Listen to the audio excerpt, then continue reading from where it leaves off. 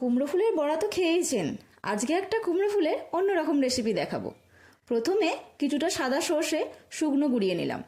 এবার তাতে টমেটো, কাঁচা লঙ্কা আর অল্প জল দিয়ে একটা পেস্ট বানিয়ে নিলাম। এবার কড়াইয়ে তেল গরম করে প্রথমে বড়িগুলো ভেজে তুলে নিলাম। তারপর ওই তেলেই 5 ফোড়ন আর শুকনো লঙ্কা দিয়ে নেড়েচেড়ে দিয়ে দিলাম আলু আর কুমড়ো ফুলের ডাঁটি। এবার হলুদ দিয়ে ভালো করে ভেজে নিলাম।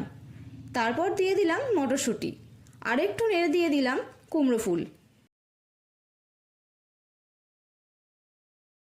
এবার অল্প নুন দিয়ে কিছুক্ষণের জন্য ঢেকে দিলাম।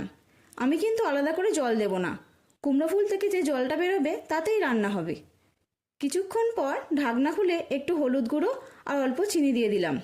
এবার এটা নাড়তে থাকতে হবে জলটা না শুকোনো পর্যন্ত। এবার ভেজে রাখা বড়িগুলো ভেঙে দিয়ে দিলাম আর দিলাম বানিয়ে রাখা পেস্ট। এটা দিয়ে বেশিক্ষণ ফোটানোর দরকার নেই। 2 থেকে 4 মিনিট ফুটিয়ে ওপর থেকে সর্ষের তেল ছড়িয়ে পরিবেশন করলাম কুমড়ো ফুলের ঝাল।